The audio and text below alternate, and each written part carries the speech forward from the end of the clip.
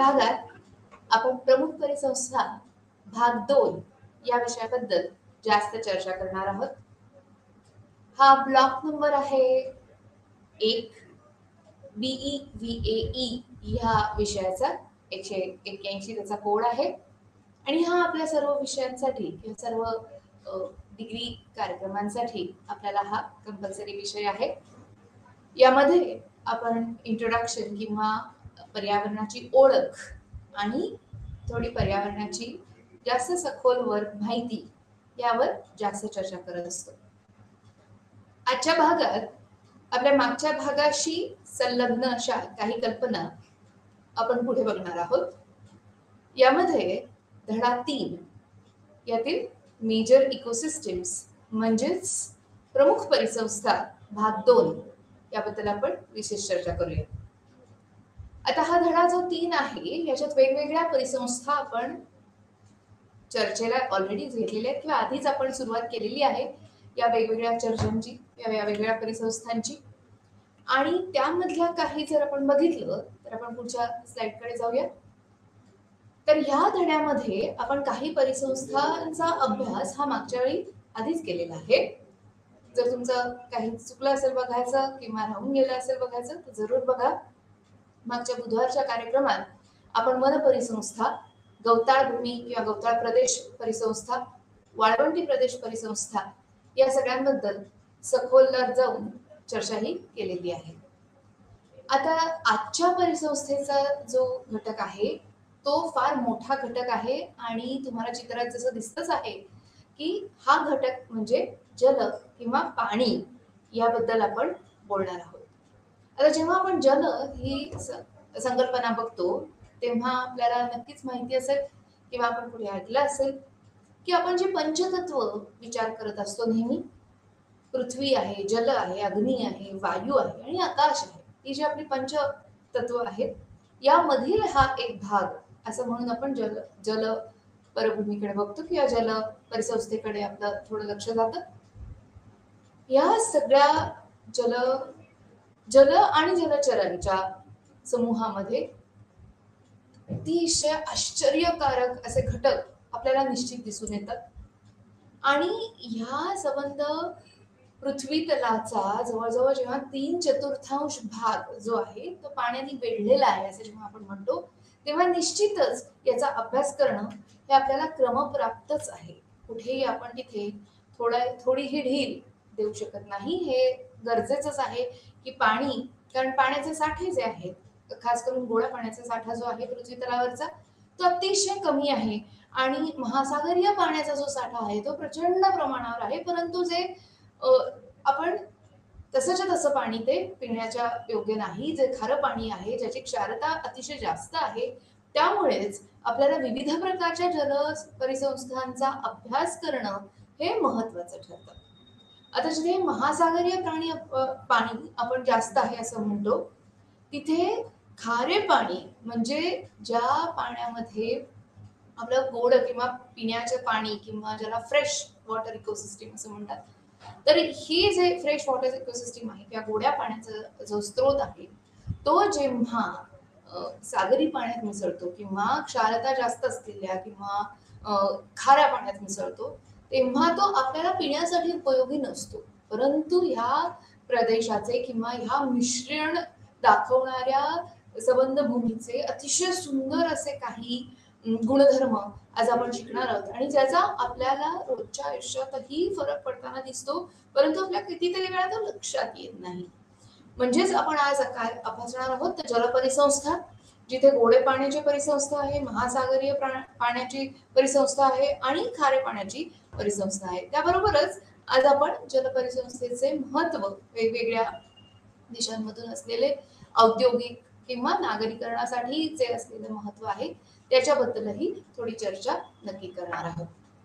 आता जर आपण थोडं पुढे जाऊन बघितलं तर पाण्याचं महत्व काही नवीन नाही मानवजातीला आणि म्हणूनच आपल्याला जरा थोडासा ऐतिहासिक परिस्थितींचा किंवा इतिहासाचा थोडा जास्त अभ्यास केला आपण तर आपल्याला असं लक्षात येईल की ऋग्वेद किंवा यजुर्वेद किंवा अगदी अथर्ववेदातही आपल्याला नदीचं पाणी अडवण्यासाठी जे बंधारे बांधणं महत्वाचं होतं किंवा दूरच्या भागात पाणी पोहोचवण्यासाठी जे कालवे काढावे लागतात किंवा पाट काढून जे पाणी पुरवलं जातं, या प्रकारची पद्धती ही आपल्याला अतिशय पारंपरिक आणि जुन्या प्रकारच्या किंवा पुरातन कालाच्या संदर्भांमध्येही सापडते. आणि त्याचप्रमाणे जर तुम्ही बघितलं असेल तर जमिनीत मुरलेलं पाणी किंवा ज्याला आपण भूजल असं म्हणतो, तर ह्या भूजलाचा उपयोग करून घेण्यासाठी विहिरी खणलेल्या सुद्धा आपल्याला लक्षात येतील. आणि ही विहिरी किंवा आड ज्याला म्हणतात, तर हे विहिरी किंवा आड हे पूर्वापार आलेले किंवा अतिशय जुने हे आपल्याला दिसून येतात. काही ठिकाणी तर पुष्करणीसारख्या रचना आपल्याला अचंबित करतात, की अरे बापरे, हे कसं काय बरं बांधलं असेल इतक्या वर्षांपूर्वी. तर म्हणजेच आपल्याला पाण्याचे महत्व हे अगदी पहिल्यापासून माहिती आहे. आपल्या पूर्वजांनी त्याचा अतिशय खोलवर जाऊन विचारही केलेला आहे. आणि त्यांची पाण्याचे व्यवस्थापनाची जी संकल्पना होती त्याबद्दलही त्यांनी खूपच विचार करून वेगवेगळ्या ठिकाणी पाण्याचे स्रोत निर्माण केलेले होते, जेणेकरून प्रजा ही किंवा जर राजा असेल तर त्यांनी प्रजेची काळजी घेतलेली आहे, किंवा जर काही शास्त्रज्ञ होते, अभ्यासक होते, त्यांनी विशिष्ट जागांचा हा खोलवर जाऊन अभ्यास केल्यामुळे या इथे आपल्याला वेगवेगळ्या जलसिंचनाच्या सोयी किंवा खास करून जर तुम्ही अगदी असे सुंदर गड गड किंवा लेणी किंवा दुर्ग जर बघितले आपले, जसं अगदी पुण्याच्या जवळ आहे आपल्या सिंहगड, तर सिंहगड मध्ये जी देवटाकी आहे त्याचा अभ्यास केला असेल, किंवा वेगवेगळी कुंड आहेत, महाबळेश्वरच्या जवळ आहे, त्र्यंबकेश्वरच्या जवळ उगम आहेत जिथे नद्यांचे, तिथली वेगवेगळी कुंड आहेत, वेगवेगळी तळी आहेत. तर ह्या सगळ्याचा अभ्यास हा अतिशय पहिल्यापासून किंवा प्राचीन संस्कृतीपासूनही आपल्याला निश्चितच बघता येईल. आता जेव्हा आपण याचा अभ्यास म्हणतो तेव्हा हा जुना तर आहेच, पण काही नवीन किंवा अतिशय मॉडर्न ज्याला म्हणता येईल, तर अमेरिकन भूगर्भशास्त्र मेन्झर यांना आपण भूजलशास्त्राचे मूळ पुरुष असं म्हणतो. परंतु जर आपण इंडियन नॉलेज सिस्टीम किंवा आयकेएस याच्याप्रमाणे किंवा भारतीय ज्ञानाची परंपरा जर आपण पुढे नेली आणि याच्यामध्ये जर थोडा अभ्यास केला, तर आपल्याला लक्षात येईल की जवळजवळ गेली 2000 ते 1,500 ते 2,000 वर्ष आधी वराह मिहिर असा नावाचा जो अभ्यासक होता, त्यांनी आपल्याला बृहत संहिता नावाच्या ग्रंथात 4 अध्याय फक्त जलमहत्वावर हे लिहिलेले आहे. म्हणजे पाण्याचं महत्व आणि ते सांगण्याची कला आणि ते पटवून देण्याची गरज ही आपल्याला पारंपरिकरित्याही बघायला मिळते, पूर्वापार बघायला मिळते. आणि म्हणूनच जलपरिसंस्थेचा अभ्यास हा आपण दुसऱ्या घटकात बघत आहोत किंवा दुसऱ्या भागात याबद्दल विशेष चर्चा करत आहोत. हा भाग तिसऱ्या धड्याचाच आहे. परिसंस्था ह्या वेगवेगळ्या असतात. वन परिसंस्था आपण बघितली आहे, वाळवंटी प्रदेश बघितले आहेत किंवा गवताळ भूमी बघितलेली आहे. परंतु पाण्याच्या ज्या आहेत परिसंस्था त्यांचा विशेषत्वाने अभ्यास व्हावा ह्यासाठी हा भाग 2 आपण इथे मांडलेला आहे. आता जेव्हा मी बृहत संहिता वराह मिहिराने लिहिलेली आहे असं तुम्हाला सांगत होते, त्यामध्ये जर तुम्ही विशेष जर तुम्ही त्याच्यात सारस्य घेऊन अभ्यास केलात, तर तुमच्या असंही लक्षात येईल की अगदी वृक्षाजवळ असलेलं वारूळ किंवा बेडूक किंवा मासा, साप, पार, घोरपड आणि याही पेक्षा मोठं जाऊन हा वनस्पतींचा अभ्यास आणि प्राण्यांचं वर्तन, ह्या सगळ्यावर पाण्याच्या असलेल्या उपलब्धतेचा संबंध हा वराह मिहिरांनी 1,500 वर्षापूर्वीच नोंद करून ठेवलेला आहे. आता हे किती महत्वाचा प्रकारचा अभ्यास त्यावेळेपासून आपण करत आलेलो आहोत बघा, की ज्या प्रकारचा म्हणजे ज्याला काळा पाषाण म्हणतात किंवा ब्लॅक बेसाल्ट रॉक असं म्हणतात, तर काळ्या पाषाणाच्या भागातच वराह मिहिराचं वास्तव्य असल्यामुळे तुम्हाला असं बघायला मिळेल की त्याचाही खोलवर अभ्यास आणि ज्याला इंग्लिशमध्ये पोरोसिटी म्हणतात किंवा मृदेची पाणी शोषून घेण्याची जी क्षमता असते त्याबद्दलही या बृहत संहितेमध्ये आपल्याला उल्लेख आढळतात. म्हणजेच पाण्याच्या किंवा जलपरिसंस्थेचा अभ्यास हा आपण पूर्वापार करत आलेलो आहोत आणि हा असाच पुढेही करावा, तरच आपल्याला शाश्वत जो विकास आहे तो नक्की साधता येईल असे इथे म्हणता येईल. म्हणजेच महाराष्ट्रातली जी लेणी आहेत, दुर्ग आहेत किंवा वेगवेगळे गड आहेत याच्यामध्ये जी आपल्याला कुंड, तळी किंवा देवटाक्या वगैरे पद्धतीच्या दिसतात किंवा काही शिलालेखांमध्ये सुद्धा अजंठा एलोराच्या आपल्याला यांचे उल्लेख आढळतात. तर ह्यासारख्या गोष्टी आपण नक्की आजच्या अभ्यासामध्ये महत्वपूर्णरित्या मांडू शकतो. आता थोडा अजून पुढे जाऊन अभ्यास करायचा झाला तर जसं नांदेड जिल्ह्यामध्ये जगतुंग सरोवर आहे किंवा सातवाहनांनी तयार केलेलं संभाजीनगरच्या मध्ये जे हर्सुल तलाव किंवा ज्याला सरोवर असं म्हणता येईल तर तो तलाव आहे किंवा सुदर्शन सरोवर आहे गिरनारच्या इथलं. तर ह्या सगळ्याचा अभ्यासही आपल्याला या परिसंस्थेच्या निमित्ताने नक्की करता येईल. आता जेव्हा आपण पृष्ठभागावरील वेगवेगळे जलस्रोत बघत असतो त्यावेळी नद्या आहेत, सरोवर आहेत, तळी आहेत, तलाव आहेत, परंतु अगदी छोटे म्हणजे ओढे, नाले किंवा ज्याला म्हणता येईल छोट्या छोट्या स्ट्रीम्स आहेत किंवा ज्याला असं म्हणता येईल की वाहते खळखळते पाणी जिथे आहे तिथे आपण या गोड्या पाण्याचे जलस्रोत हे नक्की बघू शकतो. आणि ह्या सगळ्याचा अभ्यास कारण या सगळ्या विशिष्ट आणि अतिशय वैविध्याने परिपूर्ण अशा परिसंस्था आहेत.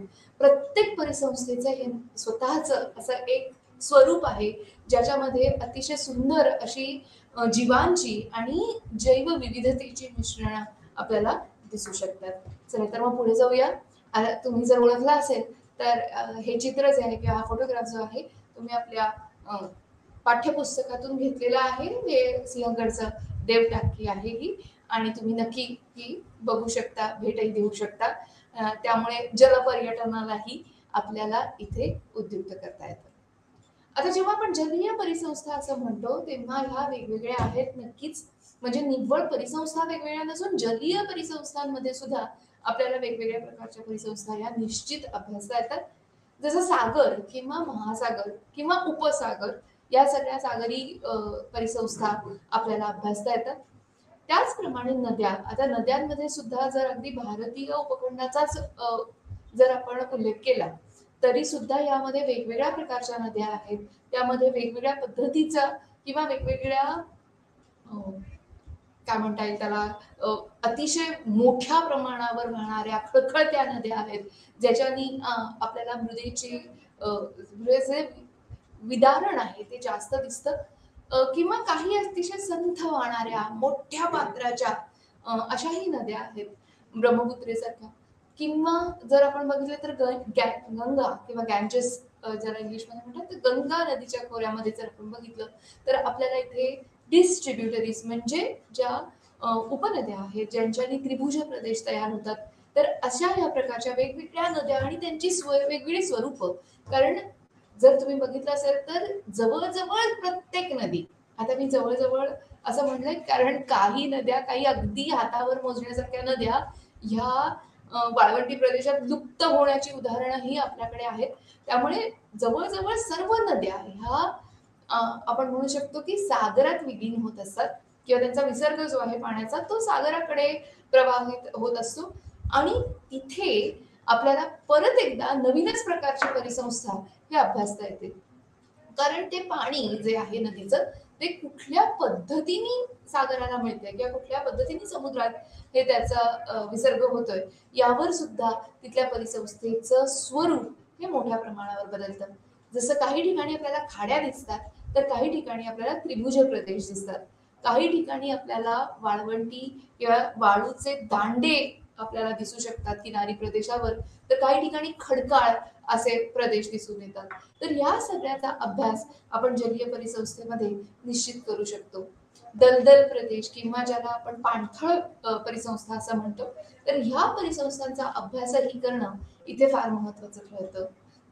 तळी आहेत किंवा तलाव आहेत या छोटी सरोवर आहेत किंवा गोड्या पाण्याची आहेत, खाऱ्या पाण्याची आहेत. भारतात तर याबद्दलची विविधता अतिप्रचंड आहे. भरपूर आपल्याला या गोष्टींची उदाहरणं ही आपण पहिल्यापासून शिकत आलेलो आहेत. आपल्या परिसरातली उदाहरणं ही आपण इथे नक्की अभ्यासू शकतो. जर आपण ह्याच परिसंस्थेचं किंवा जलीय परिसंस्थेचं वर्गीकरण थोड्याशा वेगळ्या पद्धतीने करायचं म्हटलं तर इथे परत नैसर्गिक असं सुद्धा वर्गीकरण आपल्याला करता येईल. जसं नैसर्गिक परिसंस्थाचे नैसर्गिक जलीय परिसंस्था जर म्हटलं तर महासागर आहेत, नद्या आहेत, तळी आहेत. परंतु जर मानवनिर्मित जलीय परिसंस्था म्हणायच्या झाल्या तर आपल्याला कालवे, पाट किंवा धरणांची जी बंधारे आहेत किंवा बंधारे, धरणं किंवा धरणांमुळे साठलेला जो मोठाच्या मोठा जलाशयाचा भाग असतो तो. तर या मानवनिर्मित परिसंस्था, जलीय परिसंस्था जसं विहीर आहे, आड आहे. तर या सगळ्या ज्या आहेत त्या मानवनिर्मित जलीय परिसंस्था आहेत. परंतु त्यामध्ये सुद्धा अतिशय उल्लेखनीय अशी आपल्याला जैविक विविधता निश्चितच आढळते. चला तर मग थोडं पुढे जाऊया. इथे तुम्ही बघताय चित्रामध्ये की एक आपल्याला थोडासा बंधारा, नदी असंही मोठं चित्र दिसतंय आणि किंवा त्याच्यावर बांधलेला पूल आहे किंवा दुसऱ्या बाजूला आपल्याला सह्याद्रीतला खळखळणारा धबधबा हाही दिसतोय. आता ही सुद्धा एक अतिशय उत्कृष्ट अशी परिसंस्था आहे जिथे आपल्याला दिसून येतं की खूप ऊर्जेने भरलेली आहे ही जी खळखळणारी नदी आहे ती किंवा हा जो धबधबा आहे तो. आणि त्यामुळे होणारं जे विदारण आहे किंवा त्यामुळे होणारा आजूबाजूचा जो फरक पडतो आहे त्याच्यानुसार सुद्धा जैविक विविधतेची आपल्याला कल्पना येऊ शकते. चला तर मग पुढे जाऊया. जर आपण पुढे जायचं म्हणलं तर अजून थोड्या भागात आपल्याला असं म्हणता येईल की गोड्या पाण्याचा भाग किंवा साठा अतिशय कमी आहे. आपण याचा उल्लेख आधीच केलेला आहे. खारं पाणी किंवा जो इंटरमिक्सिंग झोन आहे जिथे एस्च्युरी किंवा खाडी किंवा जिथे मिश्रणाचा किंवा गोड्या आणि महासागरीय पाण्याच्या मिश्रणाचा भाग जिथे आहे, जिथे क्षारता थोडी जास्त असते, जिथे खारं पाणी जास्त असतं, त्यामुळे ते पिण्यासाठी उपलब्ध होऊ शकत नाही. म्हणूनच आपण या जलीय परिसंस्थेचे गोडे पाणी, महासागरीय पाणी आणि खारे पाणी असे वेगवेगळे प्रभाग हे पाडू शकतो किंवा वर्गीकरणानुसार त्याच्याबद्दलचा अभ्यास निश्चितच करू शकतो. आता जर जलीय परिसंस्थांबद्दल आणखीन थोडं बोलायचं झालं, इथे तुम्हाला चित्रात दिसतंय की हा सुंदरबनचा त्रिभुज प्रदेश आहे आणि अतिशय सुरेख हे असं चित्र आहे. आपल्याला भारत सरकारने हे उपलब्ध करून दिलेलं चित्र आहे.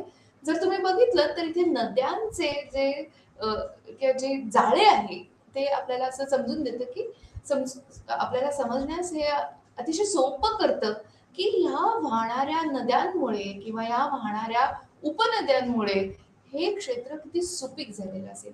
पाण्याची तर उपलब्धता मुबलक आहेच, परंतु मृदा ही डिपॉझिशन्समुळे किंवा झीज करून आणलेलं जे जे काही क्षार किंवा जे काही खनिज आहेत त्यांच्या साठवणीमुळे हा संबंध भाग जो आहे तो अतिशय सुपीक असल्यामुळे इथे शेती होऊ शकते. परंतु जर सुंदरबनचा विचार केला तर इथे खारफुटीची किंवा सुंदरीची वन ज्याला म्हणता येईल तर खारफुटीची जंगल जास्त असल्यामुळे इथे हा भाग राहण्यास जास्त वापरला जात नाही. आपण बघूया त्याच्याबद्दलचा जास्त अभ्यास आज आपण निश्चितच करूया. आता सुरुवातीला जर आपण म्हणलं की गोड्या पाण्याची परिसंस्था म्हणजे जे पाणी आपल्याला पिण्यायोग्य आहे असं म्हणता येईल. तर ह्यामध्ये काय काय बरं येतं तर छोटे छोटे पाण्याचे झरे आहेत, ओढे आहेत किंवा ज्याला खळखळणारं पाणी जसं मी म्हणलं मगाशी तसे आहेत. आता हे पाणी जे असतं किंवा जे पिण्यासारखं किंवा पिण्यासाठी उपलब्ध असलेलं पाणी जे पृथ्वी तलावर उपलब्ध आहे हे 3 प्रकार उपलब्ध आहे. आपण बघू शकतो की द्रव पदार्थात आहे, घन पदार्थात आहे किंवा वाफेच्या स्वरूपात हे पाण्याच्या किंवा पृथ्वीच्या जीवावरणात आपल्याला दिसून येतं. 2.5 किंवा 2.5% हे एवढं हे सगळं पाणी आपल्याला इथे मिळू शकतं पिण्याचं पाणी.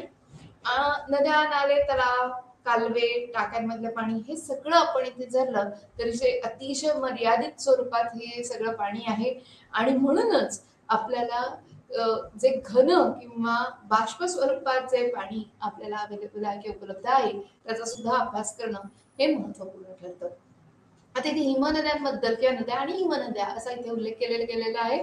तर हिमनद्यांबद्दल जास्त बोलायचं झालं तर या ग्लेशियर्स असतात जिथे आपल्याला हे संबंध घन स्वरूपात थांबलेलं किंवा अतिशय बारीक किंवा अतिशय थोड्या अशा ह्या वेगाने हे पुढे सरकणारं पाणी असतं अंटार्क्टिका आहे, ग्रीनलंड आहे किंवा आर्टिक महासागर आहे किंवा पर्वत शिखरांवर, हिमालयाच्या पर्वत शिखरांवर आपल्याला मोठे मोठे बर्फाचे जे डोंगर दिसतात किंवा पर्वत रांगा दिसतात, या सगळ्यांमध्ये हिमनद्यांमध्ये हे पाणी हे उपलब्ध आहे.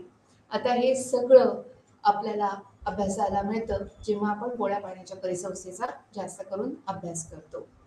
आता ह्या ज्या ग्लेशियर्स आहेत किंवा हिमनद्या आहेत, ह्या वेगवेगळ्या किंवा जास्त करून त्या हंगामानुसार स्थानिक पाण्याची उपलब्धता बदलत असतात. म्हणजे काय की जेव्हा तापमान जास्त असेल तेव्हा ह्या हिमनद्यांपासून बर्फाचं पाणी होऊन या नद्यांना बारमाही असं स्वरूपाचं पाणी हे उपलब्ध होऊ शकतं.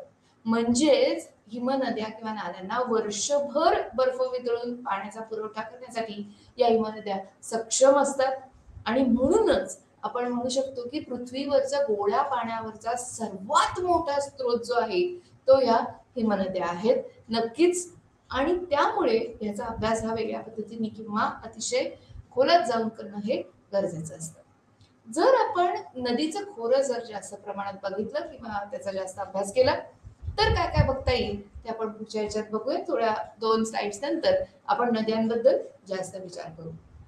आता जेव्हा महासागरीय परिसंस्था असं आपण म्हणतो, तर महासागर परिसंस्थेबद्दल जास्त बोलायच्या आधी आपण ह्या महासागरांचे तळ कसे असतात किंवा त्याच्या जमिनीची हे एक लक्षात घ्या की संबंध जो महासागराचा तळ आहे किंवा ही जी जमीन आहे, तर ही जमीन आपल्याला सांगत असते की की आपण कशा पद्धतीने हे हा अभ्यास करू शकतो किंवा ह्या पद्धतीचा जो तळ आहे तो त्याचा कुठल्या भागात आपण त्याचं वर्गीकरण करू शकतो. आता जेव्हा आपण हे महासागरीय परिसंस्थेचं किंवा महासागरीय तळरचनेचा अभ्यास करत असतो तेव्हा या 9 भागांचा विशेषत्वाने अभ्यास करणं गरजेचं असतं. जर तुम्ही या चित्रात नीट बघितलं तर हे सगळे भाग आपल्याला दिसून येऊ शकतात. जर जमीन किंवा भूपृष्ठीय भाग त्याच्यावरचा बघितलात तर तुम्हाला असं लक्षात येईल की बेटांच्या जवळ आहे किंवा अगदी त्याच्यावरचा जो जमिनीचा भाग आहे ज्याला भूखंड मंच असं म्हणतात. त्याच्यानंतर जर तुम्ही बघितलं तर तुम्हाला थोडासा कॉन्टिनेंटल शेल्फ किंवा खंडीय उतार ज्याला म्हणता येईल. आता ह्याच्यात ह्या उतारामध्ये विविध प्रकारचे आपल्याला पद्धती दिसून येऊ शकते. जसं हा जो खंडीय उतार असतो तर ह्या उतारामध्ये आपल्याला कमी खोलीचे आणि जास्त खोलीचे असे वेगवेगळे भूखंड म्हणजे तसेच खंडीय उतार असे दिसून येतात. आता हा खंडीय उतार हा एकदम खाली जाणारा किंवा जर तुम्ही इथे बघितलं स्टीप स्लोप ज्याला म्हणता येईल, ज्याचा ग्रेडियंट खूप जास्त असतो किंवा ज्याचा उतार अतिशय तीव्र असतो, अशा पद्धतीचे उतारही आपल्याला इथे बघता येतात. जर महाद्वीपीय उठाव म्हणलं किंवा विशाल मैदान म्हणलं, मोठ्याच्या मोठ्या महासागराच्या तळाला ही विशाल मैदाने ही आपल्याला निश्चित दिसतात. काही ठिकाणी विशाल टेकड्या किंवा पर्वतरांगा किंवा डोंगररांगाही दिसतात. अर्थात हे सगळं समुद्राच्या म्हणजेच पाण्याच्या खालचा हा तळ आहे आणि त्याचा आपण इथे अभ्यास करत आहोत. जर आपण बघितलं तर मध्य महासागरीय पर्वत हे सर्वात मोठे आहेत किंवा अगदी खोल समुद्रामध्ये जसं मरियाना घळई आहे किंवा ज्याला म्हणतात मरियाना ट्रेंच, तर खोल समुद्रातील खंदक आणि घळई यासारख्या गोष्टींचाही आपण इथे निश्चितच मोठ्या पद्धतीने किंवा मोठ्या प्रमाणावर अभ्यास करू शकतो. जर आपण याच्याही पुढे जाऊन अभ्यास करायचं म्हणलं तर पृथ्वीवर पाणी जे आहे त्याचं वितरण हे खूप फरक पडतो किंवा ज्याला आपण म्हणता येईल की 71% पाणी किंवा पृथ्वीचं पृष्ठभाग हा पाण्याने भरलेला आहे, व्यापलेला आहे. आणि म्हणून आपल्याला या महासागराच्या परिसंस्थेचं हे जास्त आपल्याला अभ्यासाचं करणं हे महत्वाचं ठरतं. आता जलमग्न जमिनीच्या रचनेमध्ये किंवा त्याचा जो अभ्यास आपण करतो त्याला महासागराच्या तळाचा किंवा सागर तळ रचनेचा अभ्यास असंही म्हणतात. ज्यावेळी त्याच्या पुढे जाऊन आपण त्याची खोली असं म्हणतो किंवा खाली खंदक किंवा घळई आहे, तर ही जी खोली आहे ती निश्चितच भिन्न भिन्न असते. वेगवेगळे समुद्र, वेगवेगळे उपसमुद्र किंवा उपसागर आणि महासागर हे आपल्याला विविधता दाखवतात समुद्र तळांच्या पूर्ण नैसर्गिक परिसंस्थांमध्ये. आणि जर ह्या सगळ्याचा बारकाईने आपल्याला अभ्यास करायचा झाला तर आपल्याला पुढच्या स्लाइडवरच्या ह्या वर्गीकरणाचा अभ्यास हा निश्चितच करावा लागेल. जर आपण इग्नूच्या बुकलेट्समधून हा अभ्यास केला किंवा आपल्या युनिव्हर्सिटीच्या बुकलेट्समधून जर आपण हा अभ्यास केला तर आपल्याला हे इंग्लिश शब्द आणि हे चित्र निश्चितच सापडलं असेल. तर आता ह्यामध्ये कसं असतं की इथे जिथे आपण हे वर्गीकरण प्राणी आणि जलीय वनस्पती ह्या दोन्हीचं वर्गीकरण एकत्रितरित्या आहे. म्हणजेच आपण इथे असं म्हणतोय की हा जो सर्वात वरचा थर आहे ज्याला आपण न्यूस्टॉन असं म्हणतो, तर हा जो वरचा थर आहे तुम्ही जर चित्रात बघितलं तर टॉप लेअर ड्वेलर्स असं त्याला म्हणतात न्यूस्टॉन मध्ये. आणि हे इथे आपल्याला वेगवेगळ्या प्रकारचे अतिशय वरच्या थरावर असलेले सूक्ष्म जीव सुद्धा इथे तुम्हाला दिसू शकतात.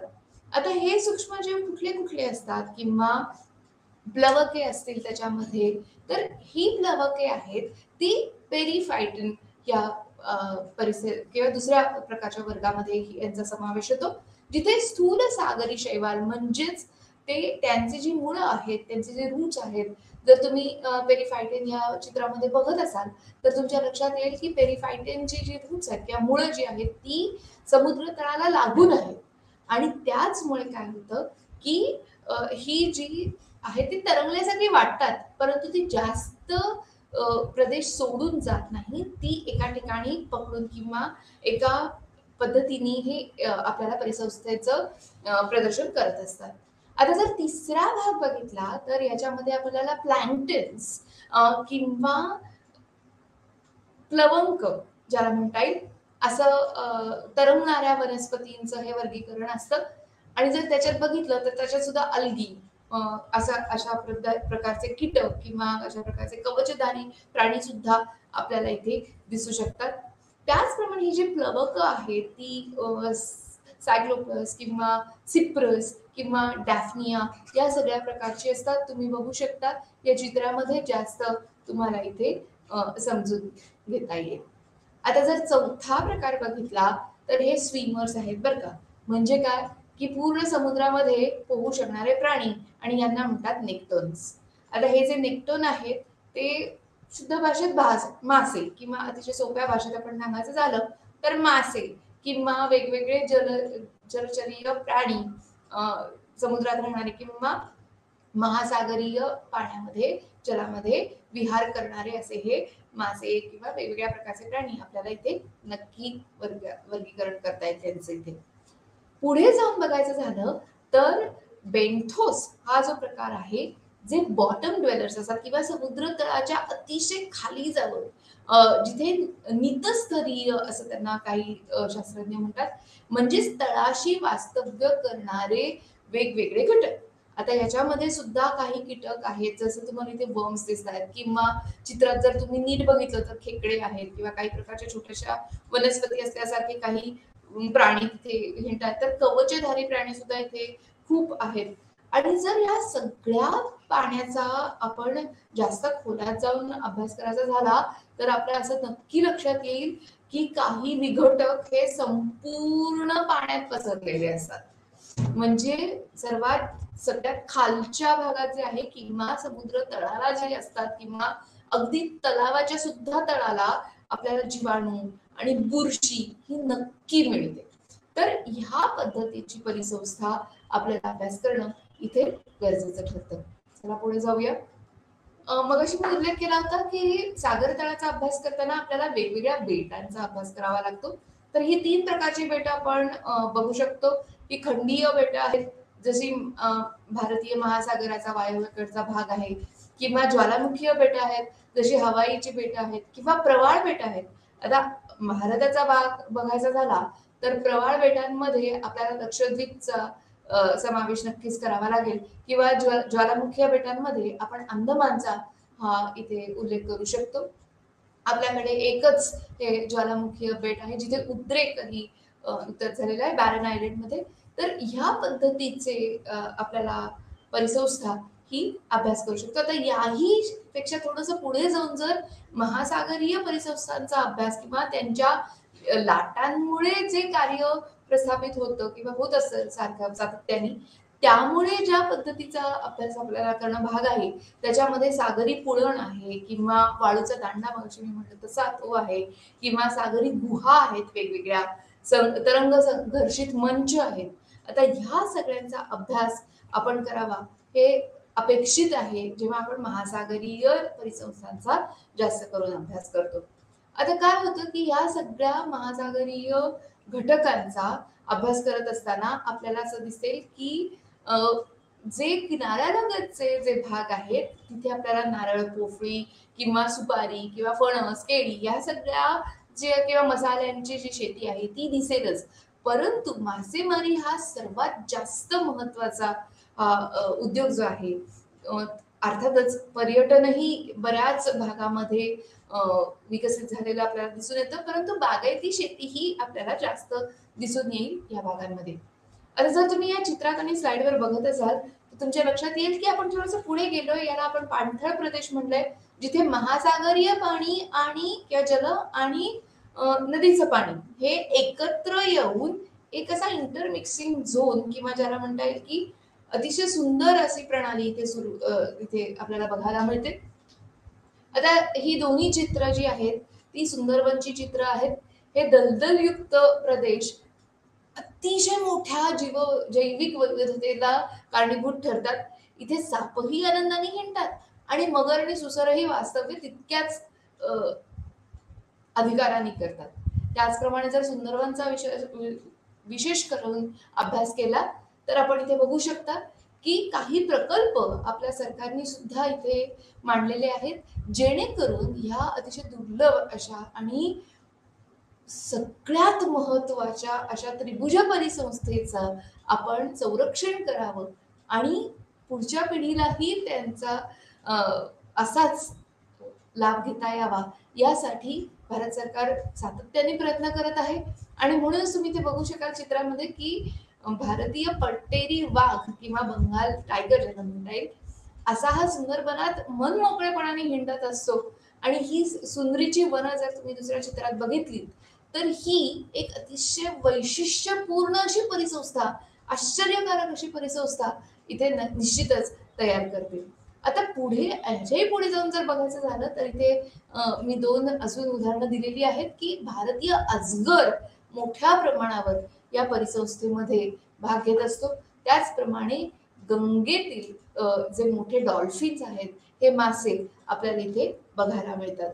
म्हणजेच नद्यांच्या मुखाशी जर खाड्या तयार नाही झाल्या, तर त्रिभुज प्रदेश तयार झालेले असतात आणि हे त्रिभुज प्रदेश आपल्याला पूर्ण अभ्यास करता येतो यांचा, जिथे आपल्याला मृदा, अतिशय सुपीक पाण्याची उपलब्धता आणि काळकोटीची जंगलं, अशा या जंगल आणि जल परिसंस्थांचा अभ्यास हा विशेष आणि वेगळा करण्याची गरज आपण इथे नक्की बघू शकतो. पुढे जाऊया थोडंसं.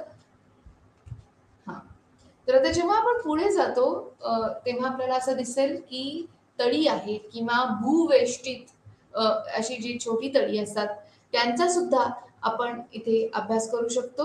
आणि हा जो अभ्यास आहे तळ्यांचा किंवा सरोवरांचा, हा वेगवेगळा करण्याची गरज असते. कारण प्रत्येक तळं किंवा प्रत्येक जो तलाव आहे, तो परपोषी जीवांसाठी हे एक वेगळं असं पर्यावरण निश्चित करत असतो.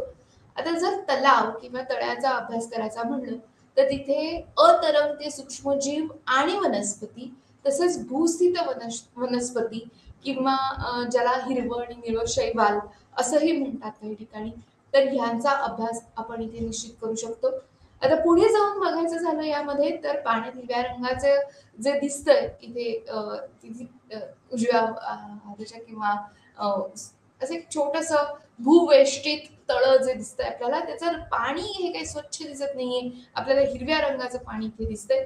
तर सूक्ष्म जीवांचं विपुल प्रमाणात असलेलं वास्तव्य हे त्याला कारणीभूत आहे. म्हणजे स्पायरोगायरा किंवा युरोथ्रिक्स किंवा कॅलिडोफोरा अशा सारख्या ज्या सूक्ष्मजीवांच्या वास्तव्यामुळे या पाण्याचा रंग आपल्याला बदललेला दिसून येतो. त्याचप्रमाणे जर आपण भूस्थिर वनस्पती जर बघायच्या झाल्या तर ह्या ज्या असतात त्या आपल्याला भूवेष्टित किंवा स्थिर किंवा बंदिस्त तळ्यांमध्ये ह्या जास्त दिसून येतात. आता पाण्यातून बाहेर येणाऱ्या ज्या वनस्पती असतात जसं की पाणकणीस आहे किंवा सॅटिजारस आहे, तर ह्या सगळ्या वनस्पतीही आपल्याला एक वेगळं महत्व हे पटवून देत असतात. काही तरंगत्या पानांच्या वनस्पतीही जसं निम्फिया आहे, तर त्याही आपल्याला इथे दिसून येऊ शकतात. काही पाण्याच्या खाली राहणाऱ्या वनस्पतीही मधून इथे डोकावत असतात. जसं की हायड्रिला आहे किंवा व्हॅलेस आहे. तर ह्या सगळ्या अतिशय वैविध्यपूर्ण अशा वनस्पती आपल्याला इथे नक्की अभ्यासता येतात. आता जर याच्या पुढे जाऊन बघितलं तर इथे रांजण खळगे आणि कुंभगर्ता यांचाही उल्लेख केलेला आहे. अर्थात रांजण खळगे आणि कुंभगर्ता ह्या नद्यांच्या पहिल्या भागामध्ये किंवा प्रवाहाच्या पहिल्या भागामध्ये आपल्याला निश्चित दिसून येतात. ज्यावेळी नदीचं पाणी एखाद्या परिस्थितीत अतिशय गोल गोल चक्राकार असं फिरत असतं, त्यांच्या ह्या चक्राकार फिरण्यामुळे रांजण खळगे किंवा कुंभगर्ता ह्या निर्माण होत असतात. जर आता इथे बघितलं तर जसं आपण बघत होतो की इथे वेगवेगळं वातावरण किंवा वेगवेगळ्या पद्धतीच्या ह्या ज्या परिसंस्था आहेत त्या आपल्याला विशिष्ट अभ्यासाचा इथे मार्ग मोकळा करून देतात. आणि ह्या तलावांच्या या परिसंस्था ज्या आहेत त्या खारं पाणी असू दे किंवा म्हणजे लोणार सरोवरासारखे अतिशय वैशिष्ट्यपूर्ण परिसंस्था असू दे किंवा दल सरोवरासारखी मोठी परिसंस्था असू दे, तर ह्या सगळ्यांचा अभ्यास इथे करणं गरजेचं असतं. आता थोडं पुढे जाऊन आपण जर नद्यांचा जास्त करून अभ्यास करायचा म्हणलं तर आपल्याला भारतीय नद्यांचा अभ्यास लहानपणापासून आपण भूगोलामध्ये करत आलेलो असतो याचा अभ्यास, परंतु हे परत एकदा पर्यावरणाच्या दृष्टीने त्यांचं महत्व आणि पर्यावरणाच्या दृष्टीने त्यांचा अभ्यास परिसंस्थांचा अभ्यास करताना हा उल्लेख आपल्याला निश्चितच करावा लागेल की पश्चिम वाहिनी आणि पूर्व वाहिनी अशा दोन प्रकारच्या नद्या आपण बघू शकतो. पूर्व किनारा हा बंगालच्या उपसागराला लागून आहे आणि बंगालच्या उपसागरात विसर्ग होणाऱ्या या पूर्व वाहिनी अतिशय मोठ्या अशा नद्या आपल्याला दिसून येतात. या नद्या जर आपण निश्चित बघायचं झालं तर जास्त करून आपल्याला त्रिभुज प्रदेश निर्माण केलेले या नद्यांनी आपल्याला दिसून येतात. म्हणजेच गाळाचे संचयन आणि त्यांचा झालेला विस्तार यामध्ये किनारपट्टीच्या प्रदेशात आपल्याला यांचा त्रिभुज प्रदेश दिसतो. म्हणजेच पूर्व वाहिनी नदी असेल तर आपल्याला त्यांचा त्रिभुज प्रदेश दिसतो. परंतु जर नदी पश्चिमी वाहिनी असेल, आता या पश्चिमी वाहिनी नद्या कोणत्या किंवा त्यामध्ये काय प्रकारचे गुणधर्म आहेत ते आपण 1-2 मिनिटात बघूया. परंतु पश्चिम वाहिनी म्हणजे कोकण किनारपट्टी किंवा कर्नाटक किनारपट्टी किंवा गुजरातची काही किनारपट्टी आहे तिथे या पश्चिमी वाहिनी नद्या आपल्याला दिसून येतात. तापी आहे, नर्मदा आहे. तर ह्या नद्या आपण पश्चिम वाहिनी नद्या म्हणून अभ्यास करतो. या पश्चिम वाहिनी नद्या ह्या त्रिभुज प्रदेश तयार करत नाहीत. त्यांना गाळाचं जे आणलेलं संचयन आहे ते पूर्ण विस्तारित करायला किंवा वितरण त्याचं करायला हा पुरेसा प्रदेश उपलब्ध होत नाही. त्या खूप पटकन अशा समुद्रात मिसळत असतात किंवा सागरात त्यांचं विलिनीकरण होत असतं आणि म्हणूनच पश्चिम वाहिनी नद्या ज्या आहेत त्या नेहमी खाडी प्रदेश हा तयार करत असतात. आता खाडी प्रदेश म्हणजे नदीच्या मुखाजवळचा प्रदेश आहे आणि हा मासेमारीसाठी हा अतिशय चांगला प्रदेश आपण ज्याला असं म्हणतो. ह्या सगळ्या नद्या ज्या पश्चिम वाहिनी आहेत त्या हंगामी नद्या असतात, म्हणजेच त्या पावसावर किंवा पर्जन्यावर अवलंबून असतात. पण पूर्व वाहिनी नद्या आहेत त्या बारमाही नद्या आहेत, म्हणजेच त्या हिमनद्यांमधून त्यांचा उगम झालेला असल्यामुळे त्यांना बारामाही पाणी हे आपल्याला दिसू शकतं. हा येणारा पूर सुद्धा आपल्याला वेगवेगळ्या पद्धतीने त्याचा अभ्यास करता येतो. पश्चिम वाहिनी नद्यांना पूर जो येतो तो फक्त पर्जन्याच्या जास्त किंवा जास्त पर्जन्य झाल्यामुळेच हा आपण बघू शकतो.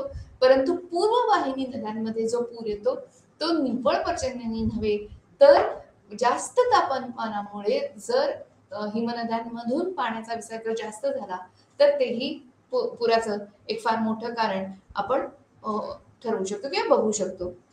आता जिथे बारमाही नद्या आपण म्हणतोय तिथे सिंधू आहे किंवा गंगेच्या सगळ्या उपनद्या, गंगा आणि गंगेच्या उपनद्या त्या आहेत, त्या सगळ्या आपण इथे अभ्यासू शकतो.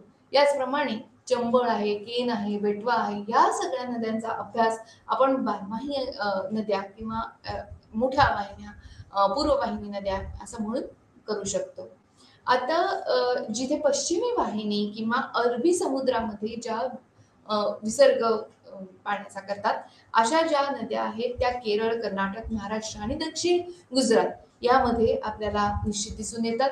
जसं मी आधी म्हटलं तसं तापी, नर्मदा, मही आहे, साबरमती आहे, सावित्री आहे, या सगळ्या नद्या आपल्याला दिसून येतात. त्यातल्या जर तुम्ही जास्त खोलात जाऊन अभ्यास केला तर तापी आणि नर्मदा या खचदरीतून वाहणाऱ्या नद्या आहेत, त्यामुळे त्यांची जी परिसंस्था आहे ती अतिशय वैविध्यपूर्ण आणि विशिष्ट अशी आपल्याला बघता येईल. मात्र ज्या पूर्ववाहिनी आहेत जशा गोदावरी आहे, कृष्णा आहे, कावेरी आहे, या तिन्ही नद्या या हिमनद्यांच्या उगमाने निर्माण होत नाहीत. ह्या द्वीपकल्पीय नद्या असूनही ह्या पूर्ववाहिनी नद्या आहेत, या बारमाही नद्या नाहीत. आता ह्याचा जर जास्त अभ्यास करायचा झाला तर पूर्वापार केलेल्या अभ्यासात सुद्धा याचा उल्लेख सापडतो. जसं चोल राजांचं जे बांधणीकरणाचं काम होतं किंवा त्यांनी त्रिभुज प्रदेशामध्ये जलसिंचन तयार करण्यासाठी किंवा करण्यासाठी तिरुचिरापल्ली ह्या शहरामध्ये धरण बांधलेलं आहे. ते धरण अजूनही अतिशय कार्यरत आहे आणि तिथून काढलेला जो कालवा आहे तो आजही वापरला जातो. म्हणजे इसवी सनाच्या 2ऱ्या शतकात कावेरी नदीवर जे धरण बांधलेलं गेलेलं आहे ते आजही उपयोगात आहे. बघा किती पुढचा विचार करून, म्हणजे शाश्वत ज्याला आपण विकास असं म्हणतो, या शाश्वत विकासाचा अभ्यास हा आपल्या पूर्वजांनी आधीच केलेला आहे आणि हे आपण निश्चितच आपल्या अभ्यासाद्वारे बघू शकतो. आता ही पुढची जी परिसंस्था आहे ही अतिशय सुंदर आणि अतिशय मोठी, अतिशय वेगळी अशी ही परिसंस्था आहे. जर आपण बघितलं तर खाडीतली परिसंस्था हे अतिशय सुंदर चित्र नॅशनल जॉग्राफिकनी आपल्याला उपलब्ध करून दिलेलं आहे. तर ही जी खाडीचा हा जो परिसर आहे तर तिथे तुम्ही नीट आणि निश्चित बघू शकता की वाहणारी नदी जी भूपृष्ठाकडून येत आहे ती समुद्रात त्याचं विलिनीकरण होत असताना एक अतिविशिष्ट प्रदेश असं तयार होतं. त्याच्यात सागराचं पाणी हे भूमीकडे येत असतं आणि भूमीवरचं गोड पाणी हे सागरात विलिनीकरणासाठी जात असतं. आता ह्या सगळ्याच्या एकत्रीकरणामुळे एक विशिष्ट खारं पाणी जे तयार होतं त्याचा उपयोग माशांच्या पुनरुत्पादनासाठी हा फार मोठ्या प्रमाणावर होतो. म्हणून ह्या ज्या खाड्या आहेत त्या फार मोठी स्थान आहेत ही मासेमारीसाठी. आणि आपल्या आर्थिक जर अभ्यास आपण करत असाल किंवा इंडियन इकॉनॉमीचा अभ्यास करत असाल तर इथे तुम्हाला दिसून येईल की शेती बरोबरच मासेमारीसाठी हे प्रदेश अतिशय हे पॉप्युलर आहेत किंवा प्रसिद्ध आहेत असं आपल्याला नक्की म्हणता येईल. म्हणजे जर आपण असं म्हटलं की भारतामध्ये जगभरात पडणाऱ्या पावसाच्या 4% भाग हा भारतात पडतो. पण जर आपल्या असं लक्षात येईल जर तुम्ही बघितलं की हा पाऊस आपल्याला पाणी तर देतो परंतु ते पाणी थांबवून ठेवून त्याच्या व्यवस्थित किंवा त्याच्या अत्यंत सुयोग्य अशा व्यवस्थापनाची काळजी जर आपण घेतली नाही तर मात्र हे पाणी आपल्याला जेव्हा गरज असते तेव्हा मिळतच तेव्हा उपलब्धच होत नाही.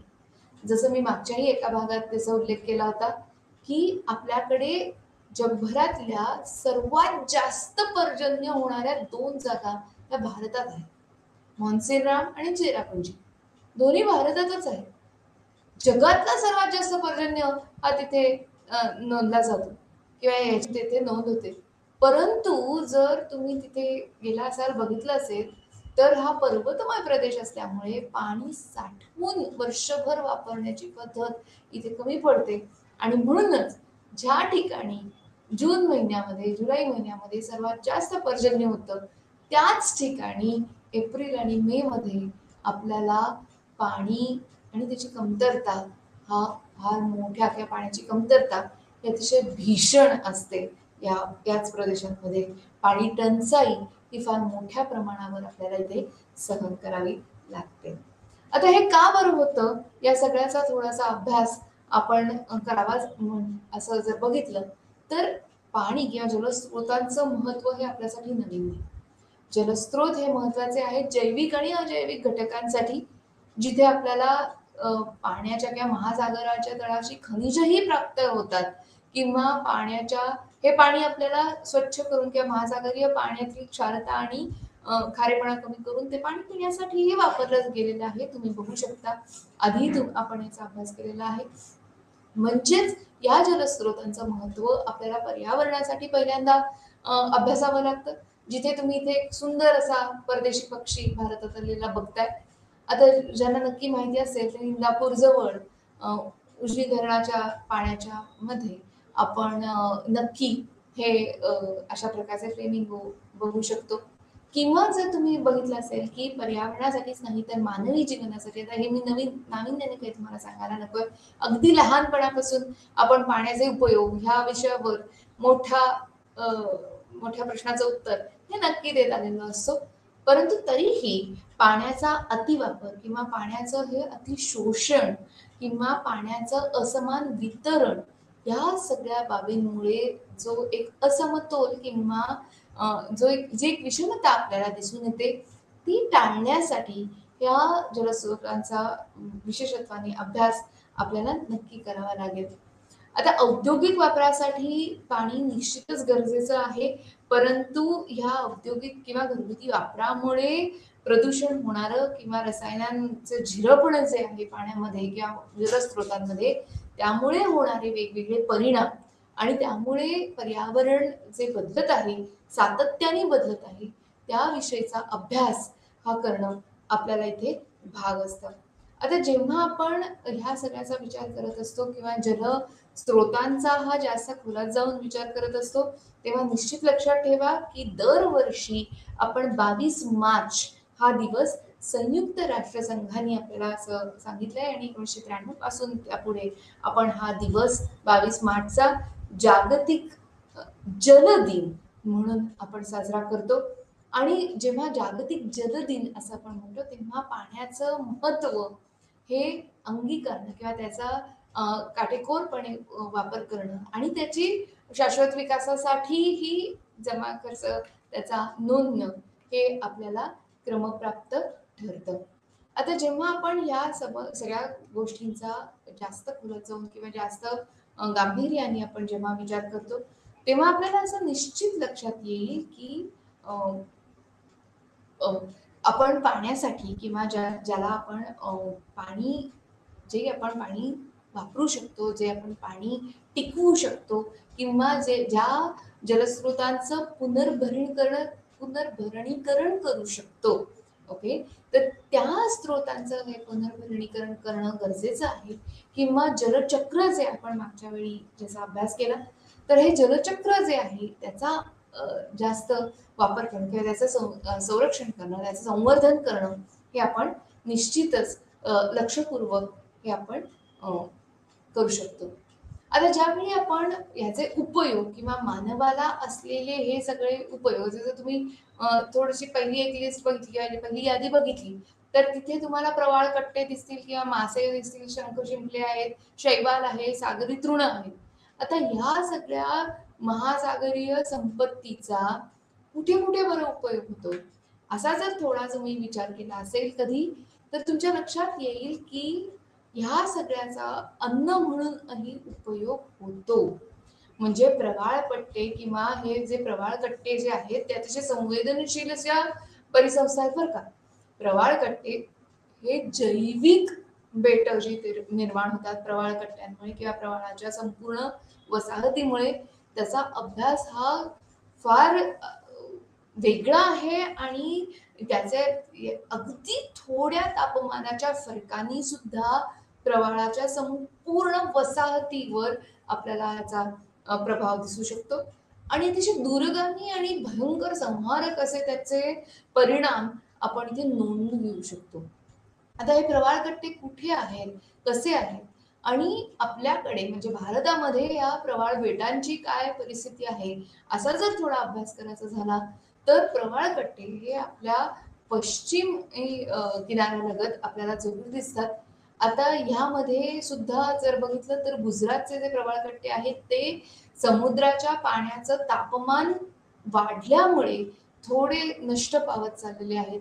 परंतु या ठिकाणी जर ऊर्जा निर्मितीसाठी म्हणजे कोकणामधल्या काही भागांमध्ये असं आपल्याला बघता येईल की ऊर्जा निर्मिती केंद्रांमधून उष्ण पाणी जे समुद्रात सोडलं जातं किंवा विसर्जित केलं जातं त्या पाण्यामुळे जे तापमान वाढतं त्या पाण्यामुळे किंवा त्या उथळ सागर जलाच्या तापमानात जर वाढ झाली तर हे प्रवाळ कट्टे हे नष्ट होतात आणि याचा अभ्यास हा आजचे भूगोल तज्ञ किंवा भौगोलिक शास्त्राचे अभ्यासक हे आज निश्चितच करतायत आणि त्यांच्याच प्रयत्नांना यश म्हणून कृत्रिम प्रवाळ मंच तयार करण्याचे प्रकल्प हे आज सरकारने हाती घेतलेले आहेत. म्हणजेच वेगळ्या प्रदेशातून किंवा इतर प्रदेशातून सागरी प्रदेशातून आणलेले मंचाचे तुकडे म्हणजे कोरल रीफचे तुकडे जे आहेत प्रवाळ मंचाचे तुकडे हे आपल्या मालवणच्या किनारपट्टीवर आणले जातील आणि त्यातून ही कृत्रिम जे प्रवाळ मंच आहेत ही तयार केली जातील असंही काही भूगोलतज्ञांचं मत आहे. अगदी नजीकच्या काळातल्या झालेल्या अभ्यासावरून आपल्याला असं म्हणता येईल की जेवढी जमेल जेवढी शक्यता असेल तेवढी प्रवाळांची संख्या वाढवणं हे एक आपल्याला इथे या प्रकल्पाचं निश्चित मोठं असं ध्येय इथे दिसून येतं. आता या प्रवाळ कट्ट्यांमुळे किंवा जैविक जी ही आपल्याला विविधता इथे दिसते इथे भविष्यात त्याला निश्चितच भरपूर वाव आहे आणि अशा प्रकारच्या पर्यटनाचा विकास हा जर झाला तर लक्षद्वीप सारखी जी प्रवाळाची कंकण द्वीपे आहेत ती विस्ताराने थोडी कमी आहे त्याची उंचीही कमी आहे परंतु इथे पर्यटनाचा अतिशय मोठा वाव जिथे ॲक्वा टुरिझम असं म्हणतात की जिथे पाण्याच्या खाली जाऊन आपल्याला वेगवेगळ्या प्रकारच्या वनस्पती आणि प्राणी संपदा ही बघता येते. त्या अशा प्रकारच्या जसं ट्रान्सपरंट खालचा भाग असलेला किंवा ज्याच्यातून आपल्याला खालचा प्रकारचा पण दिसू शकेल अशा प्रकारच्या बोटी त्यांनी तयार केलेल्या आहेत किंवा जिथे आपल्याला प्रवाळ कट्ट्यांचा उल्लेख निव्वळ उल्लेख नाही तर त्याचे वेगवेगळे प्रकार आपल्याला निश्चित दिसून येतील. आता काही नद्या सुद्धा इतक्या विशाल आहेत या पृथ्वी तलावर की आपण त्याचा विचारही करू शकत नाही. अर्थातच आपल्याकडे यातल्या 2 नद्या आपल्याला फार मोठ्या प्रमाणात विसर्ग करताना दिसून येतात जसं ब्रह्मपुत्र आहे किंवा गंगा आहे. परंतु मला इथे विशेषत्वाने उल्लेख करायचा आहे तो अमेझॉन नावाच्या नदीचा. आता अमेझॉन नदी नक्कीच इथे ब्राझील देशामधला हा उल्लेख आहे परंतु का हा उल्लेख केला जातोय की अमेझॉनची जी परिसंस्था आहे किंवा अमेझॉन नदीची जी परिसंस्था आहे ती वेगवेगळ्या टप्प्यांमध्ये अतिशय विविधपूर्ण आहे. सुरुवातीच्या भागात छोट्या नद्यांमधून आणलेलं पाणी एकत्र होऊन अगदी शेवटी जो डेल्टा किंवा त्रिभुज प्रदेश अमेझॉन नदी तयार करते तोही पक्षाच्या पायाच्या आकाराचा हा त्रिभुज प्रदेश फार सुंदर अभ्यासाला आपल्याला पात्र ठरू शकतो. याचप्रमाणे जर तुम्ही बघितलं असेल तर अमेझॉन नदीच्या पात्राची मुखाजवळची जी रुंदी आहे ती इतकी मोठी आहे जवळजवळ 150 किलोमीटरचं हे पात्र आहे. म्हणजेच नदीच्या एका किनाऱ्यावरून दुसऱ्या किनाऱ्यापर्यंत सरळ रेघ मारली तर ही रेघ 150 किलोमीटरची होते.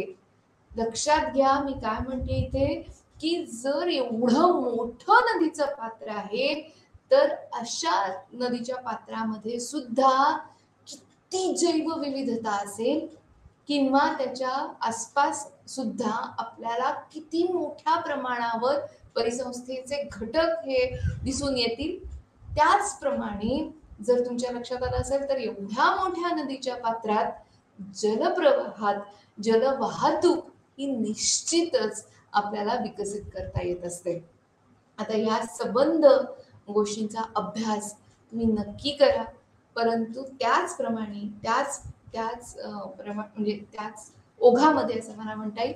इथे ज्या ज्या काही अजूनही काही वेगवेगळ्या घटकांची नोंद केलेली आहे. जसं आपल्याला वेगवेगळी वनं दिसून येतात किंवा ज्याप्रमाणे वेगवेगळ्या प्राण्यांची आपल्याला इथे परिसंस्थेमध्ये घटक निर्मिती म्हणून यादी करता येते. तर ह्या सगळ्यांचा जो भाग आहे, या सगळ्यांचा जो अभ्यास आहे, तो निश्चितच आपण इथे जलीय परिसंस्थेमध्ये करू शकतो. आता इथे जी उत्पादनं नोंदली गेलेली आहेत या स्लाईडवर, जसं तेल आहे किंवा वेगवेगळ्या तेलांचं जसं आपण माशांपासून तेल निर्मिती करतात किंवा त्यांच्या कातडीपासून किंवा पशुखाद्य म्हणून त्याचा काही वापर केला जातो किंवा औषध निर्मितीसाठी ही हाडं किंवा त्यांचे सांगाडे हे वापरले जातात. त्याचप्रमाणे शंख शिंपले सुद्धा हे अन्न घटक म्हणून वापरले जातात. सागरी शैवालांचा किंवा सीवीड ज्याला असं म्हणतो, त्या सागरी तृणांचा सुद्धा आपण अन्नामध्ये काही संस्कृतींमध्ये हा भाग वापरला जातो. आता इथे जसं म्हणलं की त्वचा संरक्षक मलम किंवा खतांसाठी या गवताचा वापर, असे नानाविध उपयोग आपल्याला दिसतात. आता हे उपयोग जे आहेत ते संस्कृतीनुसार बदलत असतात. आणि जेव्हा मी म्हणते की हे जे उपयोग आहेत ते संस्कृतीनुसार बदलतात, त्याचं एक छोटंसं उदाहरण द्यायचं झालं तर जपानमध्ये मासा जो आहे तो कच्चा हा खाल्ला जातो किंवा त्याचा उपयोग हा आपण करत असतो न शिजवता. त्याच्यात मीठ नाही, त्याच्यात साखर नाही, त्याच्यात तेल नाही, त्याच्यात कुठल्याही प्रकारचा, फक्त थोडेसे सागरी शैवाल म्हणजे सीवीड हे त्याच्यावर घातले जातात आणि ह्या माशाचं हे आपलं अन्न म्हणून जपानी संस्कृतीमध्ये आपण करत असतो. आता भारतीयांना हे थोडंसं नवीन असतं की ज्या अन्नामध्ये तेल नाही, तूप नाही, मीठ नाही, साखर नाही, तिखट नाही, अशा पदार्थाचं सेवन कसं काय करावं? तर हा परत संस्कृतीचा पगडा हा मोठा आहे. म्हणूनच पाण्याचं महत्त्व आणि संस्कृतीचा विकास हे दोन्ही हे अगदी जवळ आणि एकमेकांवर म्हणजे परस्पर परिणामकारक असे हे घटक आहेत. जल वापराच्या पद्धती किंवा जलसंवर्धनाच्या पद्धती आपल्याला प्रदेशानुसार बदलताना दिसतात आणि त्यांच्यात असलेले घटक आणि त्यांचा उपयोग आपल्या मानवी जीवनामधला हा सुद्धा आपल्याला संस्कृतीमध्ये किंवा प्रत्येक संस्कृतीमध्ये वेगळा असा हा दिसून येतो. जसं कांगो नदीचं खोरं आहे ते वेगळं आहे, अमेझॉन नदीचं खोरं ते वेगळं आहे, हिमनद्या वेगळ्या आहेत, वेगवेगळ्या पद्धतीच्या आहेत किंवा येलो रिव्हर जी चायनामध्ये आहे किंवा चीनमध्ये आहे. तर ह्यांच्या सगळ्यांच्या ज्या वेगवेगळ्या वैशिष्ट्यपूर्ण अशा गुणधर्मांचा अभ्यास जर आपण केला तर निश्चितच आपल्याला तिथल्या संस्कृतींचा अभ्यास हा खूप सोपा जातो आणि म्हणून आपलं पर्यावरणशास्त्राच्या अभ्यासामध्ये जलपरिसंस्था या खूप मोठं स्थान पटकावतात. अजून एक छोटीशी गोष्ट इथे नमूद करावीशी वाटते. एकच मिनिटं बोलते आणि मग हे आपलं आजचं सेशन थांबवते. तर हा भाग आहे सरस्वती नदीचा. आता सरस्वती नदी ही भारतीय संस्कृतीमध्ये ही फार मोठं स्थान या नदीने प्राप्त केलेलं आहे. हिचे उल्लेख आपल्याला सर्व म्हणजे रामायण, महाभारत असू दे किंवा वेगवेगळे वेद असू दे, सगळीकडे आपल्याला सरस्वती नदीचे उल्लेख सापडतात. दुर्दैवाने आज आपल्याला ही नदी दिसत नाही, लुप्त पावलेली नदी असं म्हणून आपण या नदीकडे बघतो. परंतु त्या नदी बरोबरच तिथली संस्कृतीही विलुप्त झालीये, याकडेही मला तुमचं थोडंसं लक्ष केंद्रित करायला आवडेल. आणि जर तुम्ही असं लक्षात घेतलं की नदी म्हणजे जलस्रोतांची काळजी किंवा जलस्रोतांचा विकास आणि संस्कृतीचा विकास असा जर आपण विषय अभ्यासला तर या सगळ्या गोष्टींचा विषय अभ्यास हा अनिवार्य ठरतो. मग साधन संपत्ती असू दे, ऊर्जा विकास असू दे, पर्यटन असू दे, वाहतूक, दळणवळण, व्यापार असू दे, या सगळ्या घडामोडी ह्या पाण्यावर अवलंबून आहेत. आपल्याला वसतीचा विकास किंवा वसतिशास्त्र ज्याला सेटलमेंट जॉग्राफी ज्याला म्हणतात किंवा वस्त्यांचा आपला जो विकास दिसतो तोही नेहमी पाणवठ्याच्या जागी किंवा पाणी उपलब्ध असलेल्या जागीच हा निश्चित दिसून येतो. आणि ह्याची आठवण करून देऊन मी आजचं ही चर्चा इथेच संपवते. परत भेटू पुढच्या बुधवारी याच वेळी याच चॅनलवर. नक्की बघा, बघत राहा आपल्या पर्यावरणाची मालिका. नमस्कार, धन्यवाद.